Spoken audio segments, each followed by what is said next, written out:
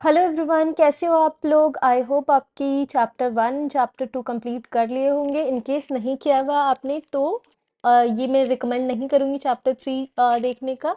Chapter 1 and chapter 2 please पहले cover करें and then you can cover chapter 3। ठीक है, तो आज अपने सीखने वाले हैं risk assessment and internal control. तो मेरे को फर्स्ट ये बातें करनी है पहले आपसे कि ये जो ऑडिट है, इन केस आपको कॉम्प्लेक्स लग रहा होगा तो मैं जस्ट बताना चाह रही हूँ कि ऑडिट जो अपना सब्जेक्ट है वो बहुत लॉजिकल है।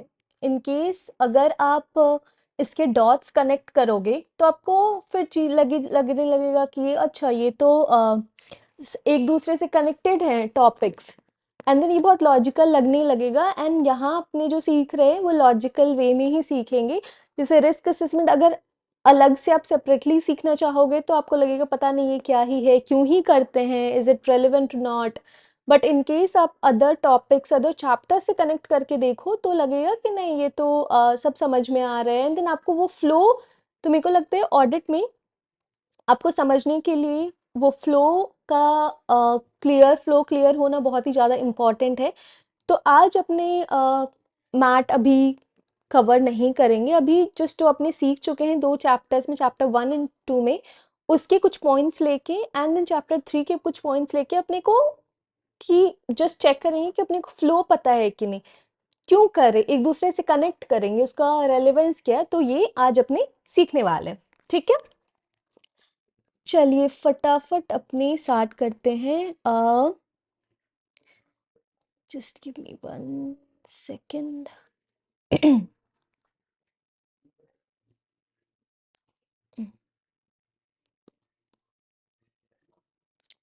ओके, तो सबसे पहले अपने बताएं फर्स्ट चैप्टर में क्या समझे थे, ऑडिट क्या है। ठीक है, वो तो बेसिक था, बट अपना मेन जो सीखने वाले और का इम्पोर्टेंट पॉइंट था दैट वाज ऑडिट का ऑब्जेक्टिव।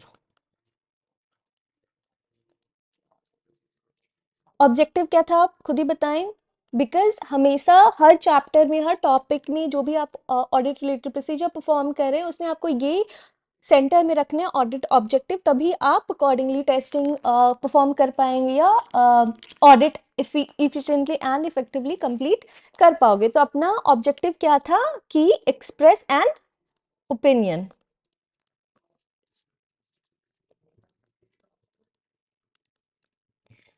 ओपिनियन देना था कि फाइनेंशियल इंफॉर्मेशन जो है वो करेक्ट है कि नहीं। ठीक है, तो अपने यही समझेंगे, ये अपना फर्स्ट चैप्टर में ओवरऑल कवर किए थे एंड देन ऑडिटर्स की लायबिलिटी जो रिस्पॉन्सिबिलिटी होती है वो कवर किए थे। तो अभी तक अपने को इस चैप्टर से कनेक्ट करने के लिए ये इंपॉर्टेंट है कि अपना जो मोटिव है ये हमेशा याद रखने की ज़रूरत है कि एक्सप्रेस एन ओपिनियन अपने को करना है। जो भी एट द एंड जो रिजल्ट होगा अपने को रिपोर्ट देना है, रिटर्न रिपोर्ट, उसमें अपने को ओपिनियन देना है कि फाइनेंशियल इंफॉर्मेशन आर करेक्ट और नॉट। ठीक है, ये समझ लिए।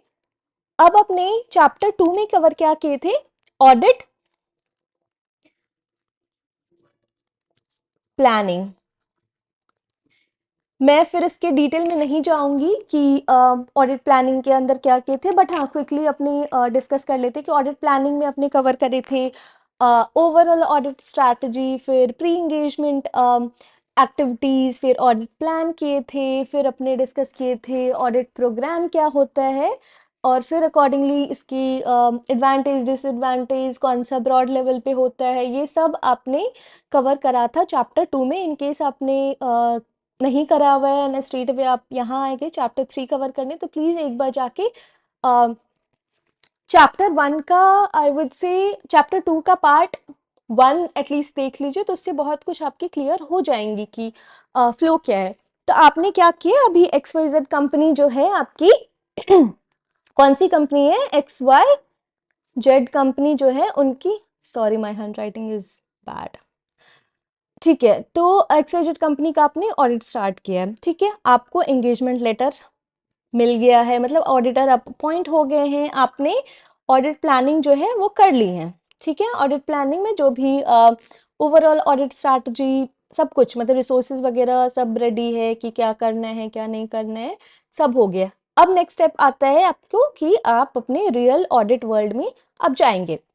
तो आपने बहुत बार सुना होगा कि किसी ऑडिट करने के लिए, या फिर आप जनरल वे में भी सोचो कि अगर आपको किसी के बारे में ओपिनियन देना है, यहाँ तो अपना ऑब्जेक्टिव है फाइनेंशियल इंफॉर्मेशन पे ओपिनियन देना है। अगर जनरली किसी पर्सन के बारे में ओपिनियन फॉर्म करना है आपको, तो आप क्या उस पर्सन के बारे में आप, अगर आपको लगता है कि सही से ओपिनियन देना है कि वो पर्सन सही है नहीं है, तो उसके लिए पहले को जानना आपको ज़रूरी है कि उसका मेरिट क्या है, डिमेरिट क्या है, क्या हैबिट्स हैं। सिमिलरली अगर आपको एक्सवाइजेड कंपनी की ऑडिट रिपोर्ट देना है, तो उसका understanding is very important. Understanding the entity and it's environment, कि वो कंपनी क्या क्या चीज़ में डील करता है। तो फर्स्ट अपना मैं क्या बोली कि सबसे ये प्लानिंग वगैरह हो जाने के बाद विल स्टार्ट विद अंडरस्टैंडिंग। ये अभी फिर से मैं बोल दूं कि मैं आपको फ्लो समझाने की बात कर रही हूँ कि ये जो आपने ऑडिट प्लान, तो तभी आप कनेक्ट कर पाएंगे कि ऑडिट प्लान से ऐसे रिस्क असेसमेंट में कैसे आए। ठीक है, understanding the entity and it's environment. ठीक है, इसमें अपने जनरली मैं बताती हूँ कि जब आप ऑडिट करते हो तो क्या होता है। अंडरस्टैंडिंग द एंटिटी ये जस्ट टर्म नहीं है, ये आपको जाके जब ऑडिट करोगे तो आप करोगे, अंडरस्टैंडिंग लोगे। तो आपने स्कोपिंग में जब ऑडिट स्कोप किया था, तो आपने डिसाइड कर लिया था कि कौन कौन सा एफएसएलआई, कौन कौन सा area you are going to test, मतलब कौन कौन सा है। एग्जाम्पल एफएसएलआई का मैं ले लेती हूँ आपके लिए, फाइनेंशियल स्टेटमेंट लाइन आइटम इसको बोलते हैं। मैं बार बार यूज करूंगी एफएसएलआई एफएसएलआई, बट इससे कंफ्यूज नहीं होना है। जस्ट यही है कि फाइनेंशियल स्टेटमेंट जो मेजर है लाइन आइटम, उसके लिए जैसे पीपीएनई हो गया, फिर हो जाता है आपका, क्या बोलूं मैं, इनकम टैक्स बोलूं, ये सब कुछ एग्जाम्पल्स हैं। ठीक है, फिर मैं बोल दूं कि रेवेन्यू है, तो ये सब एटसेट्रा ये आपके डिसाइड ऑलरेडी हो गया है प्लानिंग फेज में कि आप इस एरिया का कवर करने वाले, टेस्टिंग कवर करने वाले। ठीक है, अब आपको क्या करना है, आप अंडरस्टैंडिंग के लिए आप फर्स्ट स्टेप में रीच आउट करते हो क्लाइंट को कि अम, अगर आपको लगता है कि दो केस अगेन होता है कि एक तो फुल वॉक थ्रू होता है, अंडरस्टैंडिंग को ही अपने अदर टर्म में बोलते हैं वॉक थ्रू। तो आप अगर ऑडिट करने जाएं और आपको कोई आपका सीनियर पार्टनर बोले वॉक थ्रू करना है, तो आपको कंफ्यूज बिल्कुल भी नहीं होना है। आपको ये समझना, अच्छा ये तो बहुत इजी है, हमने पढ़ रखा है, अंडरस्टैंडिंग द एंटिटी के बारे में हम बात करें, तो दैट इज वॉक थ्रू। उसको जस्ट ऑडिट के टर्म में बोलते हैं walk through, but you can exam point of view से आप understanding the entity and it's environment कर सकते हैं। ठीक है, वॉक थ्रू भी लिखेंगे तो कोई प्रॉब्लम नहीं। इसमें भी अगेन वॉक थ्रू का अपने जो क्या करते हैं, दो स्टेप होता है। एक होता है फुल वॉक थ्रू, WT लिखती हूँ। एक होता है जस्ट मैं बोलूंगी प्रोसेस अंडरस्टैंडिंग। इसका मतलब कुछ ऐसा नहीं है, बस वही है कि ये फुल नहीं होता है, बस ओवरऑल इंक्वायरीज वगैरह होती है कि कुछ चेंज तो नहीं हुआ है। तो हर ऑर्गेनाइजेशन का, हर एंगेजमेंट टीम का अलग अलग गाइडलाइंस होती हैं, और accordingly engagement team members decide करता है कि किसी भी, जैसे लास्ट ईयर में हमने पीपीएनई का फुल वॉक थ्रू किया था, मतलब अंडरस्टैंडिंग पूरा लिया था। करंट ईयर में क्या करेंगे, अगर सेम ही है तो अपने को टाइम वेस्ट करने से मतलब तो है नहीं। What we can do, we can just send some questions, उसमें इंक्वायरी करेंगे कि प्रायर ईयर में जैसे कुछ क्वेश्चंस क्या होते हैं, जैसे मैं बता देती हूँ कि अगर इंक्वायरी ये फुल वॉक थ्रू अगर नहीं करने का आपने डिसाइड किया, तो हम क्या करेंगे, कुछ क्वेश्चंस पूछेंगे। उसके बाद अपने जस्ट डिसाइड करेंगे कि आप हमने को फुल वॉक थ्रू में जाना है कि नहीं, या फिर प्रोसेस अंडरस्टैंडिंग, या मतलब नॉर्मल वॉक थ्रू और क्वेश्चन से अपना काम चल जाएगा। उसमें कुछ क्वेश्चंस होता है change during the year.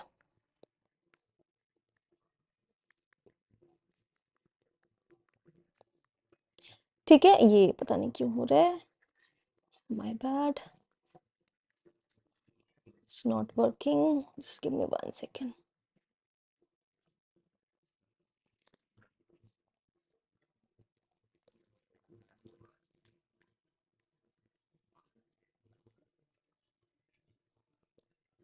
My bad.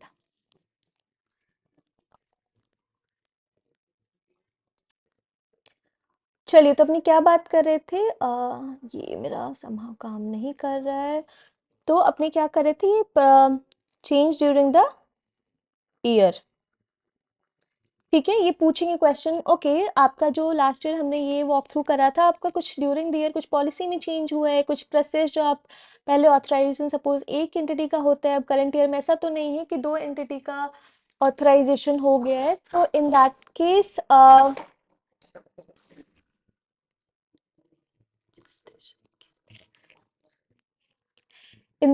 अपने को क्या करना है, चेंज ड्यूरिंग द ईयर जो होता है अपना, उसको पूछना पड़ता है कोई चेंज तो नहीं है। पहले सपोज दो तीन ऑथराइजेशन होता था, या फिर अपना एक अलग कोई फॉर्म होता था, उसमें रहता था कि पहले सपोज एग्जाम्पल लेते हैं कि ऑर्डर प्लेस करना है, उसका एक अलग प्रोसीजर था। ओवरऑल अपने समझिए कि अगर कुछ प्रोसीजर में चेंज हुआ है तो वो अपने पूछ लेंगे कि जस्ट टू असेस कि अपने को फुल वॉक थ्रू में जाना है। किंतु कुछ क्वेश्चन जैसे चेंज ड्यूरिंग द ईयर हुआ कि, और चेक चेक पूछ लेंगे कि जो रिस्पॉन्सिबल पर्सन था उसमें कोई चेंज है कि नहीं।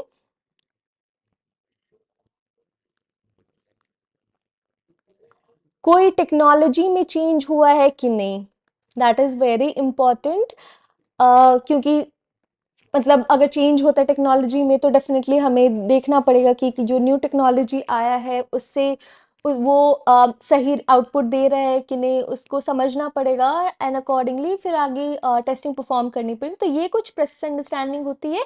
ये अपना हो गया। अभी यहाँ तक तो आपको समझ में आ गया। अभी अपने डिस्कस करते हैं फुल वॉक थ्रू का। ये जो अपने वॉक थ्रू होते हैं उसमें क्या होता है मैं बताती हूँ। अपने क्लाइंट के साथ मीटिंग शेड्यूल करते हैं, या फिर क्लाइंट ऑनलाइन हुआ या फिर जाके क्लाइंट प्लेस पे अपने डिस्कस करते हैं कि सपोज मैं एग्जांपल लेती हूँ पीपीएनए का, बिकॉज बहुत इजी है एंड अपने रिलेट कर पाएंगे। तो पीपीएनए में क्या, आप खुद ही बताएं पीपीएनए में क्या क्या इंपॉर्टेंट एरिया हो सकता है कि जो आपको समझने की, जिसकी अंडरस्टैंडिंग की आपको ज़रूरत है। आप 2-3 सेकंड लीजिए एंड क्विकली सोचिए क्या है। चलो, हाँ मैं बताती हूँ। आपने शायद यही सब सोचा होगा। एक तो है, एग्जाम्पल मैं लेती हूँ डिप्रिशिएशन से, कि डिप्रिशिएशन कैसे कैलकुलेट होता है, टाइमिंग क्या है, मेथड्स क्या हैं, कैसे कौन चार्ज करता है, ऑटोमेटिक डिप्रिशिएशन कैलकुलेट होता है या फिर मैनुअली होती है, इसकी अंडरस्टैंडिंग लेना है। फिर एडिशन ड्यूरिंग द ईयर जो भी पीपीई का होता है वो कैसे होता है, मतलब स्टार्टिंग से लेके अपने समझेंगे कि ऑर्डर कौन प्लेस देते हैं, अगर नया फिक्स एसेट्स लेना है तो उसमें रिक्विजिशन कौन देता है, ऑर्डर कौन देता है, और ये सब की अंडरस्टैंडिंग जो वॉक थ्रू में यही अपने समझेंगे। थर्ड हो गया अपने CWIP का, देखेंगे कि कब ये जो कंस्ट्रक्शन वर्क है वो कब ट्रांसफ़र होता है नॉर्मल पीपीएनई में, कौन देता है सर्टिफिकेट की, सर्टिफिकेट ऑफ कंप्लीशन। तो ये सब अपने अकॉर्डिंगली यहाँ पे जस्ट एग्जाम्पल से ही, तो इसको हम जनरली जब वॉक थ्रू करेंगे तो इसको एक एक्टिविटीज़ वाइज डिवाइड कर लेते हैं। फिर रहेगा अपना CWIP हो गया। फिर अगर कोई डिस्पोजल हुआ तो उसका इन अकॉर्डिंगली आपको जस्ट एरिया वाइज अपने डिसाइड कर लेते हैं, और फिर अपने क्लाइंट्स क्या करते हैं, क्वेश्चन पूछते हैं कि इसमें कोई चेंज तो नहीं है। और जनरली अपनी फुल वॉक थ्रू में स्टार्ट करते हैं क्लाइंट से कि can you just explain the entire process, can you just walk us through the entire process. Depreciation का अपने खुद नहीं बोलेंगे, आप क्लाइंट को बताएंगे कि आप मुझे बताइए कि आप डिप्रिशिएशन में क्या क्या करते हैं, और फिर अपनी डॉक्यूमेंट करते जाएंगे। इनकेस कुछ क्वेश्चन होगा तो अपने इसी टाइम पे अपने समझेंगे कि इनकेस कुछ क्वेश्चन हो तो वो पूछ लिया। साथ साथ में यही अंडरस्टैंडिंग के टाइम में ही अपने ये होता है कि वॉक थ्रू टाइम में ही अपने डिसाइड करते हैं कि कोई रिस्क एरिया है कि, मतलब कोई प्रोसेस रिलेटेड रिस्क है कि नहीं। उसको हम जनरली बोलते हैं प्रोसेस रिस्क पॉइंट। ठीक है, उसमें कि कोई रिस्क है कि नहीं। एग्जाम्पल मैं लेती हूँ, जैसे आप कर रहे हैं एडिशन का, पीपीएनई एडिशन।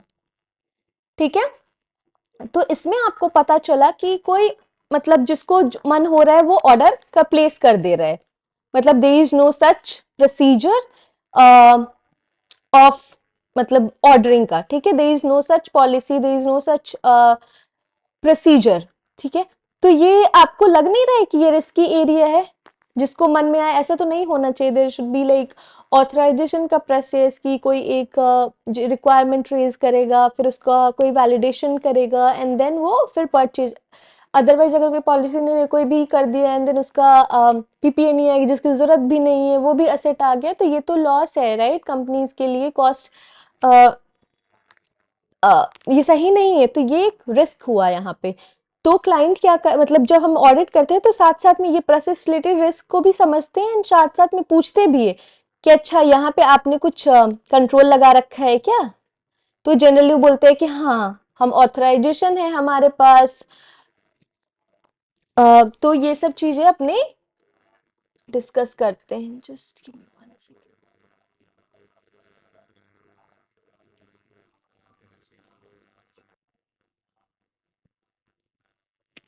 ओके, तो अपने क्या समझे कि यहाँ पे ऑथराइजेशन वगैरह का सीखेंगे कि कंट्रोल है कि नहीं, तो अपने साथ साथ में कंट्रोल वगैरह की का भी पूछते चले जाएंगे कि अलग से कुछ कंट्रोल रिलेटेड हमने हमें अंडरस्टैंडिंग के लिए अलग से मीटिंग ना रखनी पड़े। तो आप अंडरस्टैंडिंग में ये सब ऐसा नहीं है कि जस्ट आप क्लाइंट आपको बता रहे हैं और आप काउंटर क्वेश्चन नहीं कर रहे हैं, ऐसा बिल्कुल भी नहीं है। you can also ask questions and just to have better understanding of the client और FSLI, ये सब क्वेश्चन आप पूछ सकते हैं। तो ये हो गया ओवरऑल अंडरस्टैंडिंग की बातें, ठीक है? तो आपका वॉक थ्रू हो गया है, क्लाइंट के बारे में आप समझ चुके हैं। अब आता है second point, that is very important. और अब हम मेन अपने चैप्टर 3 के डिस्कशन पे आते हैं कि अब हो गया, अब हमें पता करना है, तो अंडरस्टैंडिंग ले ली।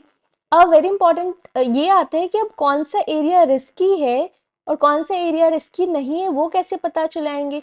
बिकॉज ऐसा तो नहीं है कि अपने पास टाइम, अपने को पता है अपनी इनहेरेंट लिमिटेशन और टाइमिंग वगैरह के बारे में देखा था कि अपने 100% टेस्टिंग तो नहीं कर पाएंगे।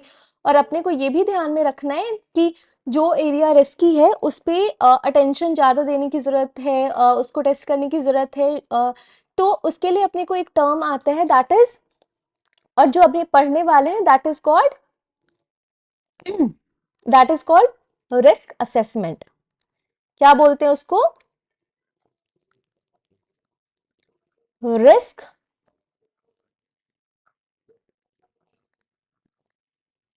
ठीक है, रिस्क असेसमेंट, ठीक है। ये अपने चैप्टर 3 में डिटेल में कवर करेंगे, बट अभी समझते हैं कि है क्या रिस्क। से आपको क्या लगता है, मतलब जिस नॉर्मल लेमैन लैंग्वेज में अपने सोचते हैं, तो क्या आपको लगता है? अपने बहुत कुछ में बोलते हैं, शेयर में इन्वेस्ट करते बोलते हैं कि रिस्की है। रिस्की का मतलब होता है कि उसमें वो पोटेंशियल है कि हार्म करने का, पोटेंशियल फॉर हार्म, एंड हो सकता है उसमें कुछ ऐसा चांस है of happening something that will have negative impact, ठीक है। तो ये अपने रिस्क के बारे में क्या करते हैं, क्या क्या अपने हो सकते हैं कि एक हुआ कि पोटेंशियल है फॉर हार्म, कुछ गलत हो जाए, कुछ टेस्ट नहीं हो पाए, कुछ रिस्की एरिया है, एंड मतलब और कर बोल सकते हैं कि something chance of happening something negative, ठीक है। Just ignore my hand writing please, ठीक है। ये आपको लग रहा है कि ये मैंने बोला कि रिस्क का, रिस्क में जनरल लेमन, ये कोई ऑडिट से रिलेटेड नहीं है कि ये ऑडिट का टर्म है और आपके ध्यान, ये जस्ट नॉर्मल लैंग्वेज में अपने समझते हैं कि रिस्क में ये होता है, ठीक है। रिस्क का मतलब ये होता है, ठीक है। अब अगेन रिस्क असेसमेंट करते क्यों है, ठीक है। तो मैं जैसे बोली कि जब ऑडिट करने जाएंगे, ऐसा ना हो कि रिस्की एरिया जो नहीं है उसको हम टेस्ट कर लें और जो रिस्की एरिया है उसको इग्नोर कर दें। उससे क्या होगा, अगर हम रिस्क असेसमेंट नहीं किए एंड देन अपने को पता ही नहीं कि रिस्की एरिया है, एंड देन अकॉर्डिंगली अपने क्या किए, टेस्टिंग परफॉर्म कर दिए। अभी फिर लिंक करने के डॉट्स की जरूरत है कि अपना ऑब्जेक्टिव क्या ध्यान में रखना है, अपने को ओपिनियन देना है, ठीक है। और ओपिनियन क्या पे होना चाहिए, best based on like testing और जो ऑडिट प्रोसीजर्स उस पे। तो हो सकता है कि आपने जो रिस्की एरिया का टेस्ट ही नहीं किया, उसके बेसिस पे आपने ओपिनियन जो दे वो ओपिनियन ही गलत है, ओपिनियन सही नहीं है, बिकॉज आपको तो पता ही नहीं है रिस्की एरिया कौन सा है, तो आपने इसको इग्नोर कर दिया। इसीलिए क्या करता है ऑडिटर, रिस्क असेसमेंट करता है, जस्ट टू आइडेंटिफाई कि which area is like which I mean which are potential risk areas, and accordingly जो वो होता है कि ऑडिट प्रोसीजर्स होते हैं उस पे फिर वो टेस्ट परफॉर्म करेगा, कंट्रोल टेस्टिंग करेगा। तो ये तो आपको समझ में आ रहा है अभी तक, राइट? इन केस नहीं हो पाएगा बिकॉज हो सकता है बहुत हाई लेवल में मैं बता रही होंगी, और जब आप ऑडिट करोगे तो शायद समझ में आएगा। बट इन केस कुछ क्वेश्चन है तो लेट मी नो, आप मैसेज करें कमेंट बॉक्स में, and then I will explain again next class में जब भी हो, या फिर मैं मैसेज करके कमेंट का रिप्लाई करके बताऊंगी।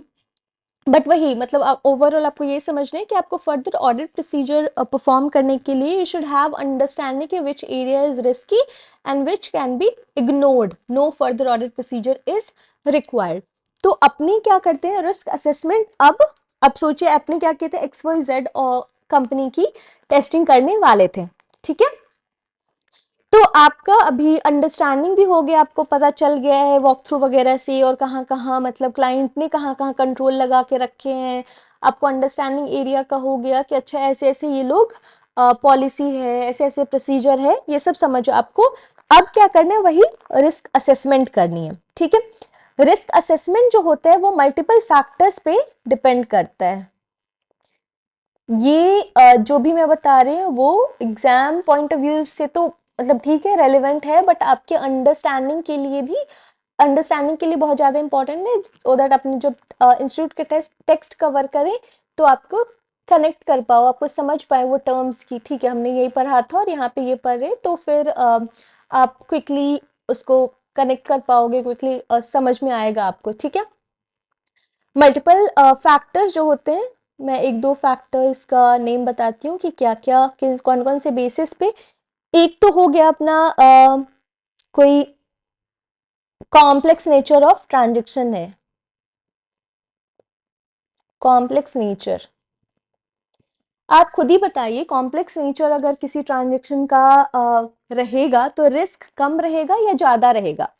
खुद ही बताइए आप। कॉम्प्लेक्स नेचर में मैं एग्जांपल में ले लेती हूँ कि कोई ड्यूरिंग द ईयर वो हुआ है, मर्जर हुआ है, ठीक है? एग्जांपल में ले लेती हूँ मर्जर, ठीक है?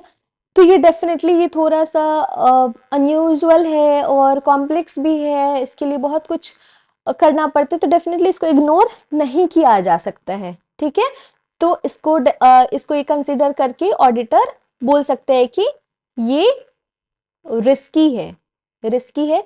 रिस्की टर्म जो मैंने ऐसे लेमन लैंग्वेज में बोला है उसको ऑडिट में के टर्म में बोलते हैं ROMM, रोमम। इसका फुल फॉर्म हुआ रिस्क ऑफ मटीरियल मिसस्टेटमेंट। इसी को जाके जो जिसमें ROMM रहेगा, रोमम रहेगा, उसी पे ही अकॉर्डिंगली फर्दर टेस्टिंग प्रोसीजर अपने कर पाएंगे। जो नॉन रिस्की है ये जो मैंने बोला कि ये तो रिस्की हो गया तो अपने रोमम लगा दिए। कोई एक नॉर्मल रेगुलर ट्रांजेक्शन है, जैसे रेंट हो गया, बहुत ही अमाउंट बहुत कम है, तो उसको आप अकॉर्डिंगली अगर उसको जनरली बोलते हैं risk of miss statement, and इसमें फर्दर ऑडिट प्रोसीजर परफॉर्म करने की जरूरत नहीं होती है। मतलब अगेन ये मैं जस्ट एग्जांपल बोलती हूँ, बट इसके कुछ एक्सेप्शंस भी हैं, वो अपने आगे के क्लासेस में कवर करेंगे, बट अभी के लिए यही। तो आपको एक तो समझ में कॉम्प्लेक्स नेचर का एक हो सकता है। थर्ड हो गया आपको वॉल्यूम ऑफ अकाउंट, ठीक है? वॉल्यूम ऑफ ट्रांजेक्शन अपने देख लेते हैं कि कितने हैं। फिर एक होता है कि हुआ कि अमाउंट, अमाउंट भी अगेन अगेन कंसिडर करेंगे कि मटेरियल अमाउंट है या नॉन मटेरियल इमटेरियल अमाउंट है। जैसे अपनी आगे जाके इसमें कवर करेंगे मटीरियलिटी का। तो सपोज एग्जांपल लेते हैं कि आपका जो ये PPNE का अपने एग्जांपल लेते एडिशन है वो 5 मिलियन का है, ठीक है? और आपका ये जो है मटीरियलिटी जो है, मटीरियलिटी है दैट इज हो गया 3 मिलियन, ठीक है? तो डेफिनेटली ये मटीरियलिटी से ज्यादा है। तो अपने फर्स्ट क्लास में ये देखे थे कि मटीरियल और मटीरियलिटी क्या रेलेवेंस होता है इसका। तो इस केस में अपने लिए ये अमाउंट मटीरियल हो गया, और अकॉर्डिंगली ऐसा नहीं है कि हर केस में अपने थोड़ा सा भी ऊपर रहेगा मटीरियलिटी के तो विल टेस्ट, बट अभी अंडरस्टैंडिंग के लिए मैं बता रही हूँ कि अमाउंट को भी कंसिडर किया जाता है, मटीरियलिटी का परसेंटेज कैलकुलेट किया जाता है कि ये परसेंटेज वगैरह से ज़्यादा है कि नहीं, अकॉर्डिंगली अपने फिर से डिसाइड करते हैं कि ये रिस्क ऑफ मटेरियल स्टेटमेंट है या आरएम है। ठीक है। डिफरेंट अदर फैक्टर जो है that can be, let me just give me 1 second. I don't know why it's not working sometimes.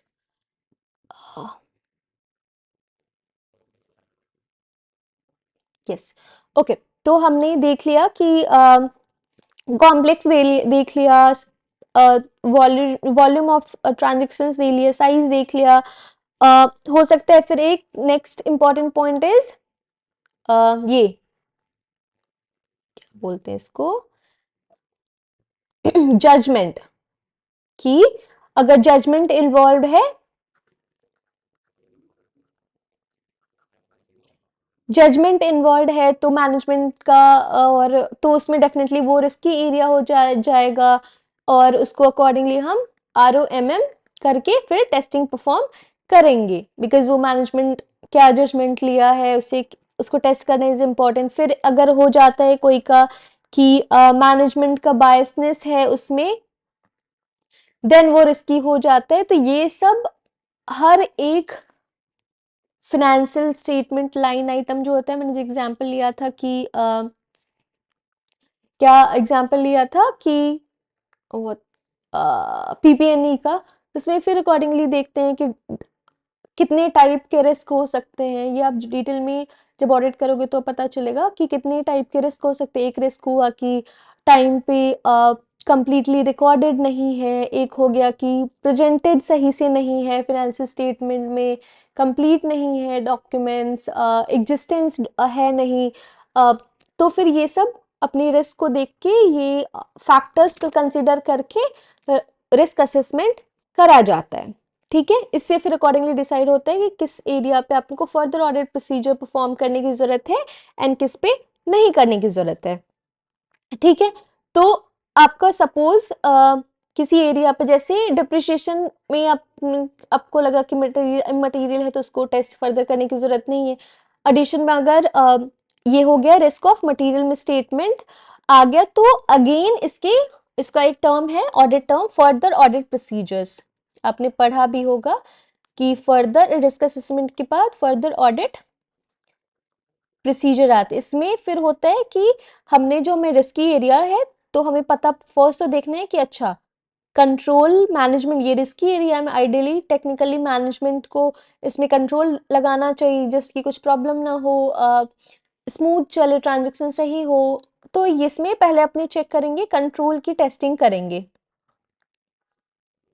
ठीक है, कि डिजाइंड है कि नहीं, प्रॉपरली ये डिजाइन एंड इम्प्लीमेंटेड है कि नहीं, एंड देन इसका test of operating effectiveness correct. ये पिछले क्लासेस में मैंने बहुत डिटेल में एक्सप्लेन किया था, तो मैं यहाँ बहुत डिटेल में नहीं करूंगी, बट एक बार आप अगर पिछले क्लासेस करे होंगे तो आपको पता होगा कि DNI एंड टो कैसे करते हैं। नेक्स्ट हो गया अपना सब्सटैंटिव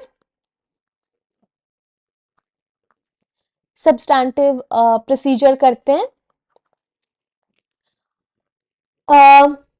तो फिर सब्सटैंटिव प्रोसीजर में अगेन वही होता है कि लाइक नॉर्मल टेस्टिंग, जो ऑडिटर अपना डॉक्यूमेंट चेक करेगा एंड देन बताएगा वाउचिंग, और तो इसमें भी अगेन फिर दो पार्ट हो जाते हैं, टेस्ट ऑफ डिटेल जिसको टॉड बोलते हैं, and then substantive analytical procedure. ये आपका फाइनली यहाँ पे टेस्टिंग पार्ट जो अपने करते हैं ना, तो ऑडिट स्ट्रेट अवे ऐसा नहीं हो जाता कि आप ऑडिट में गए और टेस्टिंग परफॉर्म करना स्टार्ट कर दिए, ऐसा बिल्कुल भी नहीं है।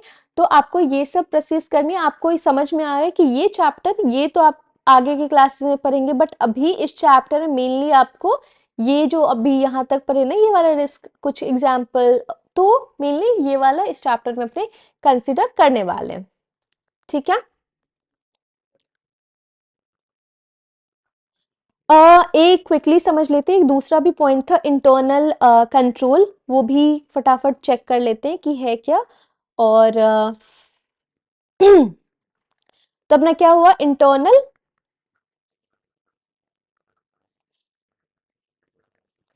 कंट्रोल। ठीक है, नेम से ही समझ में आ रहा है कि इंटरनल कंट्रोल है, मतलब ये मैनेजमेंट ने कंट्रोल लगाए हुए हैं, ठीक है, कि मैनेजमेंट ने डिज़ाइन किया है, और कि हर पॉइंट पे जहाँ पे रिस्की एरिया लगा वहाँ पे प्रॉपर कंट्रोल। जैसे एग्जांपल वही अपने लिए थे कि ऑथराइजेशन का, कि एडिशन में है, ऑर्डर देने जा रहा है तो कोई एक रिक्वेजिशन देगा, दूसरा ऑर्डर अप्रूव करेगा, फिर वो जाएंगे। जैसे गुड्स जा रहा है आपकी गोडाउन से, तो एक ऐसा ना हो कि मतलब कुछ फ्रॉड हो जाए, तो इसके लिए ये सब आइडेंटिफाई करके ये मैनेजमेंट का काम है। तो ये इंटरनल कंट्रोल है क्या?